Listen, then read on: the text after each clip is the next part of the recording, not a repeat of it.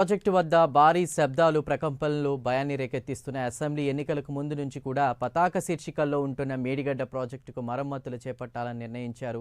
ఈ మేరకు ఎల్ఎన్టీ సిబ్బందితో కలిసి కూడా ఇప్పటికే నీటిపారుదల శాఖ అధికారులు 7వ బ్లాక్లోని 15వ గేటును ఇటీవల ఎత్తారు. అయితే తాజాగా 16వ నెంబర్ గేటు ఎత్తబోతే భారీ శబ్దాలు ప్రకంపనలు వచ్చాయి. అక్కడ ఏర్పాటు చేసిన సెన్సార్లు కూడా శబ్దాలు ప్రకంపనలు గుర్తించి అలర్ట్ చేశాయి. దీంతో మరమ్మతు పనులను ప్రస్తుతం నిలిపివేసినట్టు తెలుస్తోంది.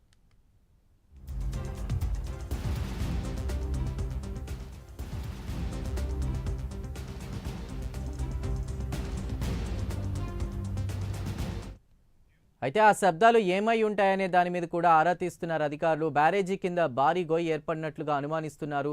జియోఫిజికల్ టెక్నికల్ టెస్టుల తర్వాత మరమ్మతులు చేపట్టాలని భావిస్తున్నారు. ఇలాగే మరమ్మతులు కొనసాగిస్తే బ్యారేజీ మరింత ప్రమాదంలో పడే అవకాశం ఉందని అధికారులు భావిస్తున్నారు. మరోపక్క 19, 20, 21 పిల్లర్ల మధ్య ఉన్న గేట్లను తొలగించేందుకు ఏర్పాట్లు చేస్తున్నారు.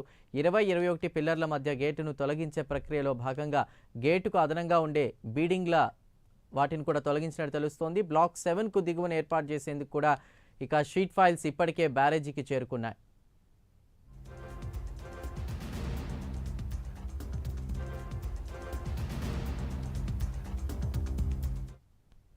మేడిగడ్డ బ్యారేజీలో పెద్ద ఎత్తున నీటిని నిల్వ చేయడం వల్ల ఆ ఒత్తిడితో బ్యారేజీ కింద నుంచి ఇసుక పెద్ద మొత్తంలో కొట్టుకుపోవడం వల్ల బ్యారేజీ అడుగున పెద్ద అగాధం ఏర్పడి ఉంటుందని అంచనాకు వచ్చారు.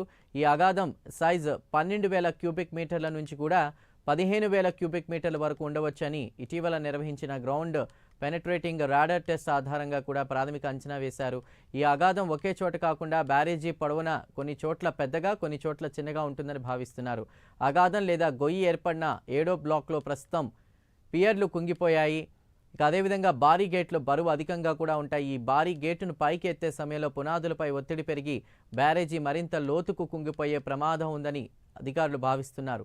అందుకే కింద ఉన్న అగాధాన్ని పూడ్చిన తర్వాతే గేట్లను ఎత్తాలని అధికారులు నిర్ణయించారు.